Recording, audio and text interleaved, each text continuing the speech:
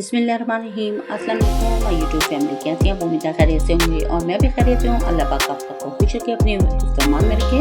तो आज मैंने भिंडी मसाला बनाया था एक यूनिक स्टाइल से, जो कि बहुत यमी और डिलीशियस बनके ये भिंडी मसाला रेसिपी तैयार हुई थी। यहाँ पे सबसे मैंने फ्लेम को ऑन कर लिया था और पतीली रखी थी। पतीली में मैंने हाफ कप के करीब ऑयल ऐड कर लिया था और ऑयल में मैंने थोड़ा सा हाफ टी स्पून के करीब अजवाइन ऐड कर ली थी और साथ एक लाल तड़के वाली मिर्च ऐड कर ली थी और हल्का सा इसे मैंने लाइट सा सौते कर लिया था, बहुत ज़्यादा काला नहीं किया था। और फिर इसमें मैंने हाफ केजी के करीब प्याज था कटिंग करके रखा हुआ, वो भी इसमें मैंने ऐड कर दिया था।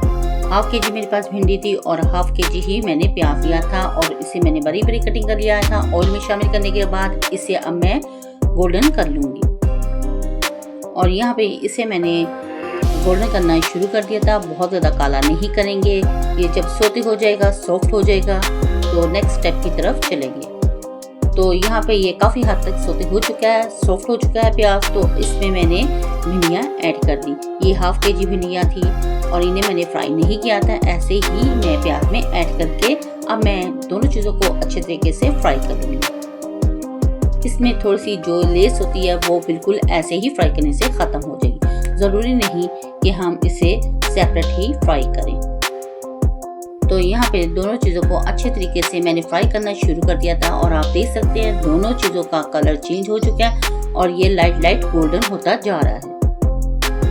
इस तरीके से भी आप भिंडी मसाला बनाकर तैयार करें और मुझे उम्मीद है ये रेसिपी भी आपको अच्छी लगेगी, पसंद आएगी। तो आप ट्राई ज़रूर कीजिएगा। और यहाँ पे आप देख सकते हैं भिंडी प्याज दोनों फ्राई हो चुका है और इसमें जो लेस थी वो बिल्कुल ख़त्म हो चुकी है और पानी भी प्याज का काफ़ी हद तक ड्राई हो चुका है। और इसे मैं मज़ीद और कुक करूँगी 15 से 20 मिनट, ताकि प्याज भी गोल्डन सा हो जाए।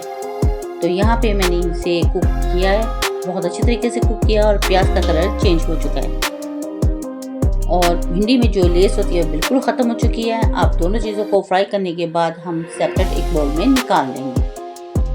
तो यहाँ पे आप देख सकते हैं मैंने इन्हें एक बाउल में निकाल लिया और लेस इसमें बिल्कुल ख़त्म हो चुकी है। और फिर उसी पतीली में मैंने मज़ीद थोड़ा सा और ऑयल ऐड कर लिया था। 1 टेबलस्पून इसमें अदरक और लहसुन क्रश किया हुआ मैंने ऐड कर दिया था और इसे भी मैंने ऑयल में मिक्स कर लिया था और इसे अच्छे तरीके से मैं गोल्डन कर लूँगी, ताकि अदरक और लहसुन का जो कच्चापन होता है वो बिल्कुल ख़त्म हो जाए और अच्छे तरीके से गोल्डन हो जाए और खुशबू ज़बरदस्ती आए। तो यहाँ पे इसे मैंने कुक करना शुरू कर दिया हुआ था और आप देख रहे हैं हल्का सा लाइट साइज का कलर चेंज हो चुका है और एक सब्ज़ मिर्च मैंने इसमें ऐड कर दी थी। यहाँ पे मुकम्मल तौर पर जितना गोल्डन मुझे करना था उतना मैंने कर लिया।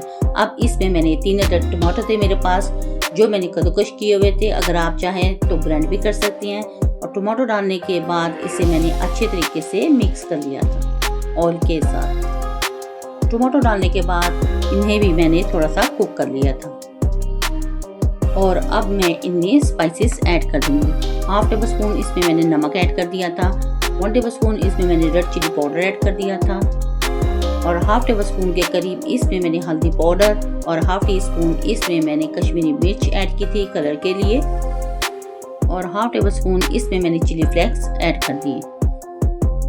तमाम स्पाइसी डालने के बाद इसे मैं मसाले के साथ अच्छी तरह से मिक्स कर लूँगी और इनको भी भून लेंगे।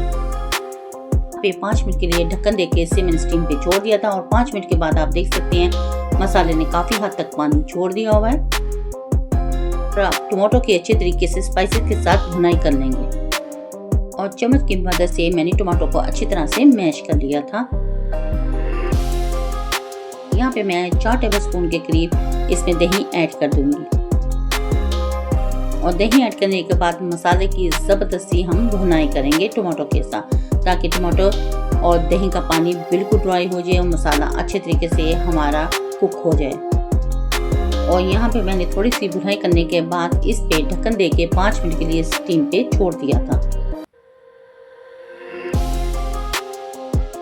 5 मिनट के बाद जब मैंने ढक्कन हटाया तो यहाँ पे आप देख सकते हैं मसाला बिल्कुल ड्राई हो चुका है और पानी भी इसका ड्राई हो चुका है और मज़ीद इसकी थोड़ी सी भुनाई कर लेंगे।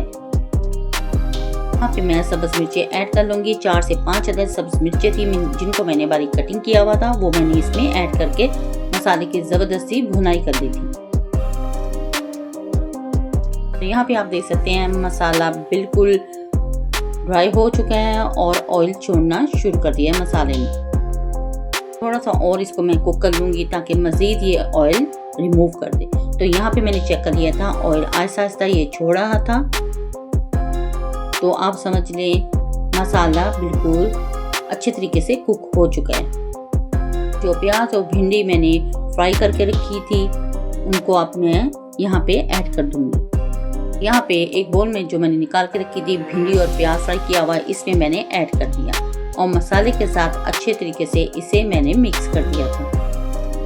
यकीन माने ये हमारी भिंडी मसाला बहुत मज़ेदार और यमी सा बन के सालन तैयार हुआ था।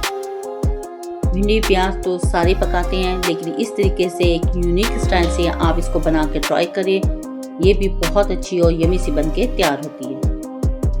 यहाँ पे मैंने भिंडी और प्याज को अच्छे तरीके से मसाले के साथ मिक्स कर लिया था और इसे थोड़ा सा कुक करने के लिए छोड़ दिया हुआ था। यहाँ पे 2 से 3 अदद सब्ज़ मिर्चें मैं इसमें ऐड कर दी थी और थोड़ी देर के लिए ढक्कन देख के स्टीम पे इसे मैं छोड़ दूँगी। और यहाँ पे मैंने ढक्कन हटा लिया था और आप देख सकते हैं भिंडी मसाला हमारा ज़बरदस्त बन के तैयार हो चुका है और पानी भी इसका काफ़ी ड्राई हो चुका है और बहुत अच्छी खुशबू आ रही थी।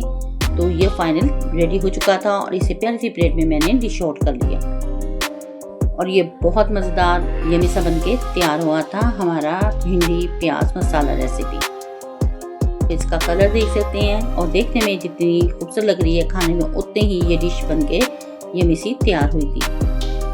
अगर आपको मेरी ये वीडियो पसंद आए तो प्लीज़ मेरी वीडियो को लाइक शेयर और सब्सक्राइब ज़रूर करें। बेल आइकन के बटन को ज़रूर प्रेस किया करें ताकि आने वाली नोटिफिकेशन सबसे पहले आप तक पहुँच सके और आपके प्यारे प्यारे कॉमेंट्स मिलती रहती हैं, जिसके लिए थैंक यू सो मच। अगर वीडियो अच्छी लगी तो फैमिली फ्रेंड में शेयर भी कर दिया करें। और फाइनल लुक भी आप इसका देख रहे हैं, इसको आप नान, परांठे या चपाती के साथ ले सकते हैं। तो प्लीज़ वीडियो को फुल वॉच किया करें, इसके पीछे हमारी बहुत मेहनत होती है। अगर आप स्किप करके वीडियो देखेंगे तो आपको नहीं पता चलेगा कि ये कैसे बनती है और किस तरीके से हम लोग इसे तैयार करते हैं।